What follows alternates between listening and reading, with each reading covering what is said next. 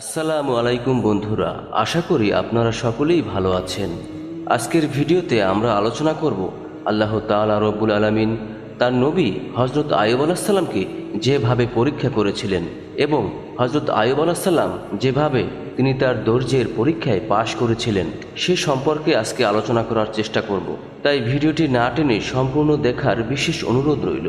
হযরত আইয়ুব আলাইহিস সালাম আল্লাহ তাআলার একজন নবী এবং অত্যন্ত প্রিয় একজন বান্দা ছিলেন।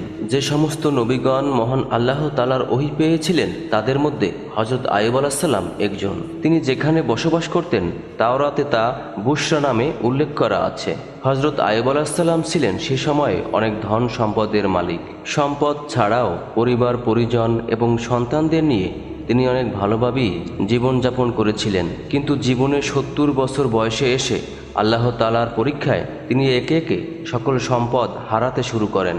পবিত্র কোরআনে হযরত আইয়ুব আলাইহিস সালামের দুঃখ কষ্ট এবং তার ধৈর্যের পরীক্ষায় উত্তীর্ণ সম্পর্কে বিশেষভাবে আলোচনা করা হয়েছে। হযরত আইয়ুব আলাইহিস সালামের আল্লাহ তাআলার প্রতি অগাধ বিশ্বাস এবং আল্লাহর প্রতি অতি কৃতজ্ঞতাবোধ থাকার কারণে আইয়ুব আলাইহিস সালামকে হিংসা করত। এ কথা সবারই জানা। শয়তান আল্লাহ তাআলার নেককার বান্দাদের পথভ্রষ্ট করতে পারে না এবং কোনো নবীর উপর কোনো ক্ষমতা রাখতে পারে না। তাই মহান আল্লাহ তাআলার নবী হযরত আইয়ুব আলাইহিস সালামের কোনো ক্ষতি করতে না পেরে শয়তান ঈর্ষান্বিত হয়ে যায়। শয়তান তখন হযরত আইয়ুব আলাইহিস সালামের কোনো ক্ষতি করতে সক্ষম হলো না।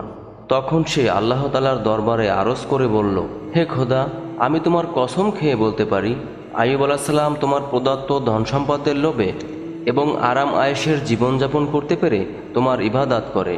তার যদি এই ধন সম্পদ এবং সুখ শান্তি বিলীন হয়ে যায় তাহলে একদিনও সে তোমার ইবাদতে লিপ্ত হবে না। হে খোদা, তুমি নবীর উপর হস্তক্ষেপ করার ক্ষমতা তুমি আমাকে দাও।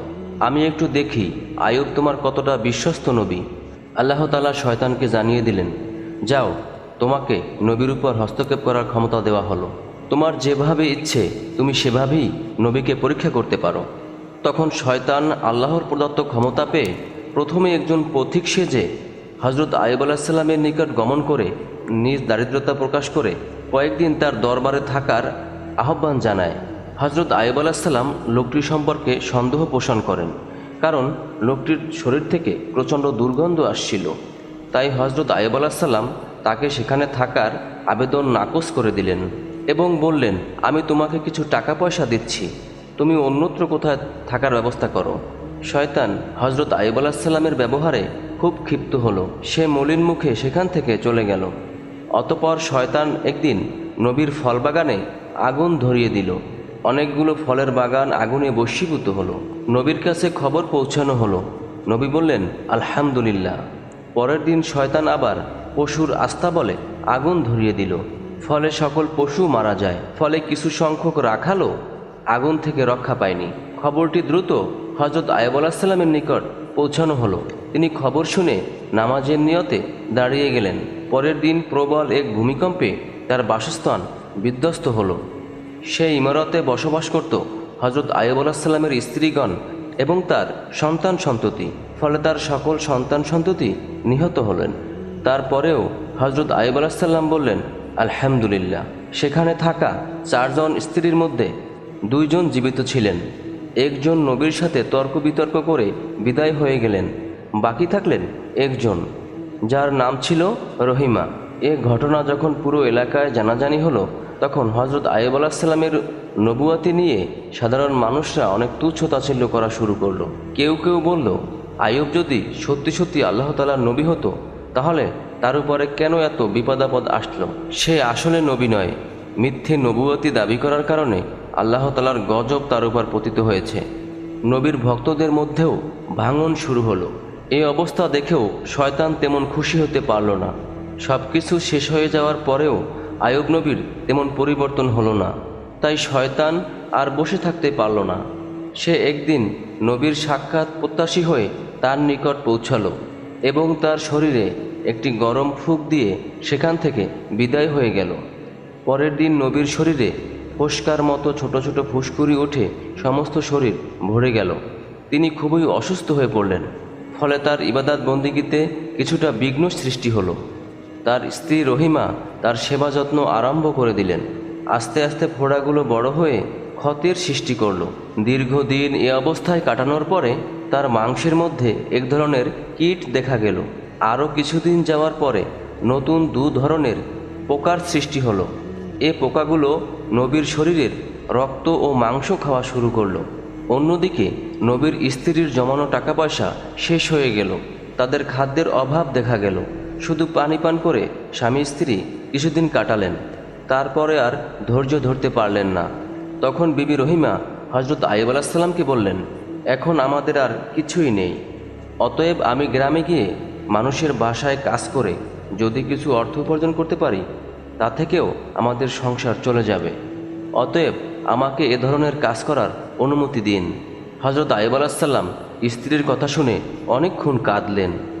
তারপর তিনি স্ত্রীকে কাজের অনুমতি দিলেন। হজরত রহিমা নবীর পাশেই থাকতেন এবং তার সেবা করতেন। মানুষের বাসায় কাজ করে যা কিছু উপার্জন করতেন তা থেকে হজরত আইয়ুব আলাইহিস সালামের পথ্য এবং নিজেদের খাবারের ব্যবস্থা করতেন।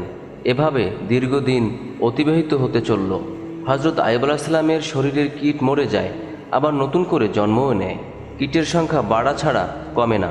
একদিন কয়েকটি কীট হজরত আইয়ুব আলাইহিস সালামের শরীর থেকে নিচে পড়ে যায়। তখন হজরত আইয়ুব আলাইহিস সালাম তার স্ত্রী রহিমাকে বললেন তার শরীরে পুনরায় কীট দুটি দিয়ে দিতে। এ পোকাগুলো যদি আমার শরীরের রক্ত মাংস খেয়ে জীবন ধারণ করে তাহলে অবশ্যই এখান থেকে কিছুটা সওয়াব তো অন্তত পাওয়া যাবে। একদিন বিবি রহিমা গ্রামে গিয়ে কোনো কাজ পেলেন না।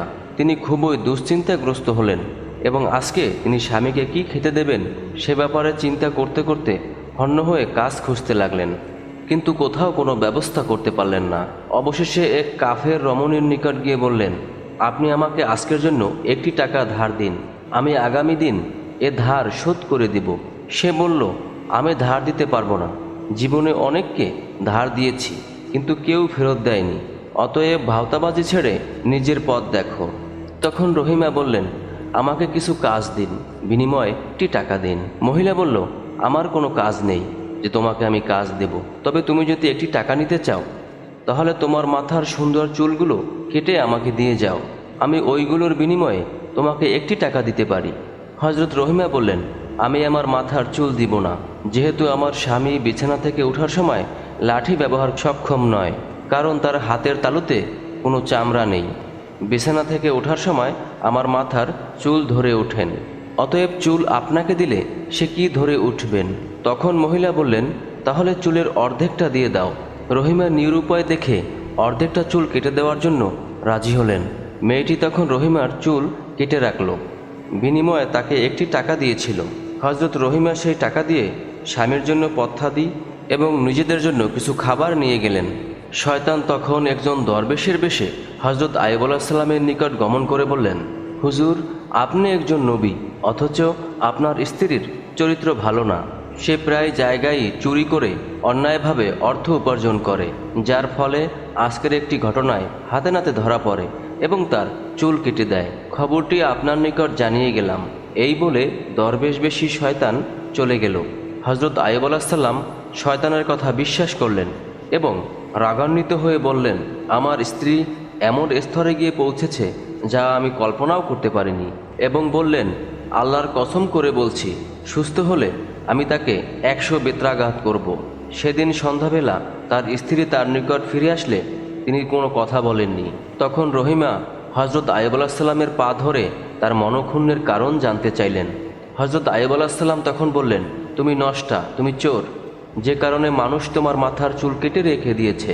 রহিমা স্বামীর কথা শুনে চিৎকার দিয়ে কেঁদে উঠলেন এবং আল্লাহর দরবারে আরজ করে বললেন, হে আমার প্রভু, তুমি সব কিছু জানো, যদি আমি খাঁটি হই আমার স্বামীর সন্তুষ্টি ফিরিয়ে দাও, আর যদি পাপী হই তাহলে তুমি আমাকে শাস্তি প্রদান করো।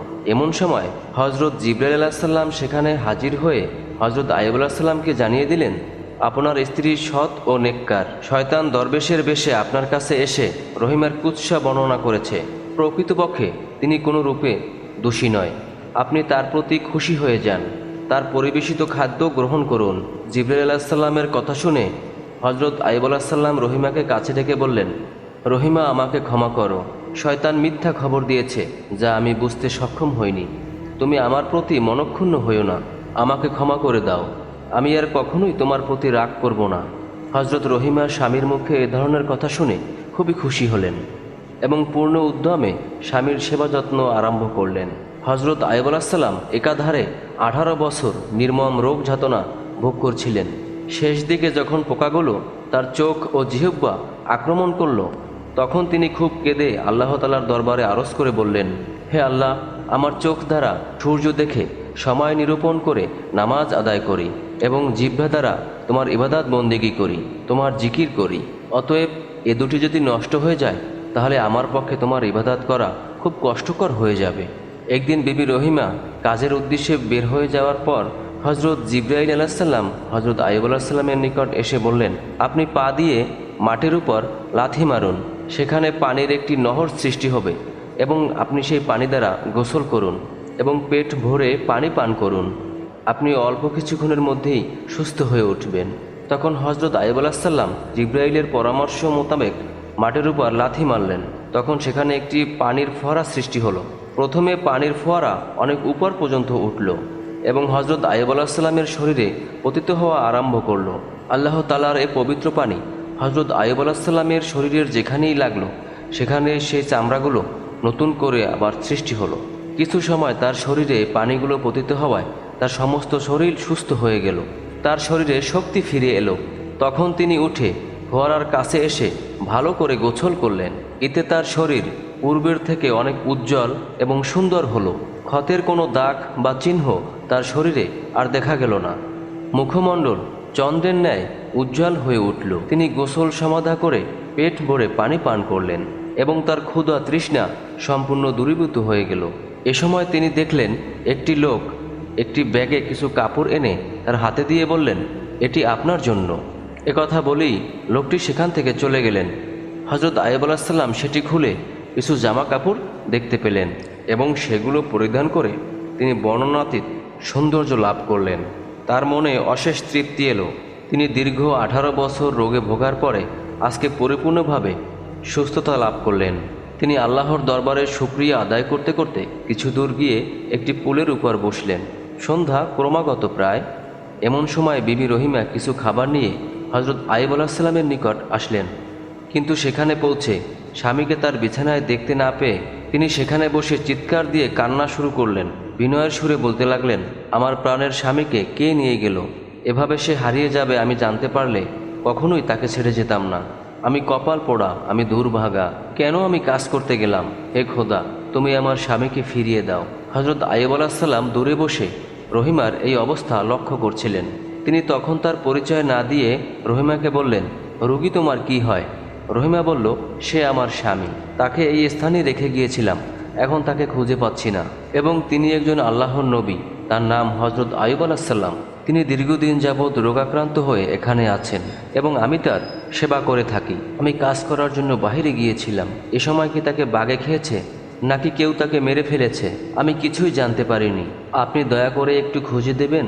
এ সময় হজরত আইয়ুব আলাইহিসসালাম জিজ্ঞেস করলেন, তাকে দেখতে কেমন দেখায়? বিবি রহিমা বললেন, তাকে অনেকটা আপনার মতোই দেখায়, আপনার চেহারার সাথে তার অনেকটাই মিল আছে। বিবি রহিমার অস্থিরতা দেখে হজরত আইয়ুব আলাইহিসসালাম আর ধৈর্য ধারণ করতে পারলেন না। তখন তিনি বললেন, আমি তোমার সেই আইয়ুব। আরেকবার ভালো করে তাকিয়ে দৌড় দিয়ে এসে তাকে জড়িয়ে ধরলেন এবং বললেন, আলহামদুলিল্লাহ, আল্লাহ তাআলা আপনাকে এভাবে সুস্থ করে দিয়েছেন তা তো আমি ভাবতেই পারিনি। হজরত আইয়ুব আলাইহিসসালাম তখন নহরের ঘটনাসহ হজরত জিবরাইল আলাইহিসসালামের ঘটনা তার কাছে বললেন। তারপর তাকে পানির নহর দেখালেন। হজরত আইয়ুব আলাইহিসসালাম বিবি রহিমাকে সেই পানিতে গোসল করার জন্য অনুরোধ করলেন। বিবি রহিমা স্বামীর আদেশ পেয়ে যখন সেই নহরে গোসল করলেন, তখন তার চেহারাও পূর্ণিমার চাঁদের মতো উজ্জ্বল হয়ে উঠল এবং 18 বছরের যুবতীর ন্যায় তিনি রূপ লাবণ্য ফিরে পেলেন। তখন উভয়ই নিজ বাড়িতে যাওয়ার জন্য পথ অতিক্রম করতে আরম্ভ করলেন। কিছুক্ষণ পথ চলার পরে তারা বাড়িতে এসে দেখলেন তাদের দালানকোঠা সব কিছুই পূর্বের ন্যায় অক্ষত অবস্থায় রয়েছে। তারপর তারা ভেতরে প্রবেশ করে দেখলেন তাদের ছেলেমেয়েরা ভেতরে বসে খেলছে। একদিন হজরত জিবরাইল আলাইহিসসালাম হজরত আইয়ুব আলাইহিসসালামের নিকট আগমন করে বললেন, আপনি বিবি রহিমার শরীরে 100টি মৃদু আঘাত করুন, তাতে আপনার কসমের শর্ত পূরণ হয়ে যাবে। হজরত আইয়ুব আলাইহিসসালাম জিব্রাইলের পরামর্শ অনুসারে 100টি গমের শীষ একত্রিত করে বিবি রহিমার শরীরে 100টি আঘাত করে তিনি তার কসমের শর্ত পূরণ করলেন। হজরত আইয়ুব আলাইহিসসালাম 168 বছর জীবিত থেকে দুনিয়ার মানুষকে চরম ধৈর্যের শিক্ষা প্রদান করে ইহলোক ত্যাগ করেন। হজরত আইয়ুব আলাইহিসসালামের উপর ধৈর্যের এই পরীক্ষা দ্বারা পৃথিবীর মানুষকে এই শিক্ষা প্রদান করা হয়েছে যে আল্লাহ তাআলা যে কোনো অবস্থায় যে কোনো সময় মানুষকে পরীক্ষা করে তার বান্দার ধৈর্য পরীক্ষা করে নেন। তাই মহা বিপদেও কখনো ধৈর্যহারা হতে নেই। এর পরিণাম অবশ্যই মঙ্গলজনক হয়ে থাকে। আল্লাহর রাজিতে রাজি থেকেই ইবাদত বন্দেগীতে মগ্ন থাকাই মুমিনের কাজ। যে যত বড় ঈমানদার তার উপরে পরীক্ষাও তত বড় হয়ে থাকে। হজরত আইয়ুব আলাইহিসসালামের প্রতি এহেন পরীক্ষা দ্বারা পৃথিবীর মানব সন্তানকে এই শিক্ষা প্রদান করা হয়েছে যে বিপদ দ্বারা আল্লাহ তাআলা মানুষকে পরীক্ষা করে খাঁটি ঈমানদার বানিয়ে নেন।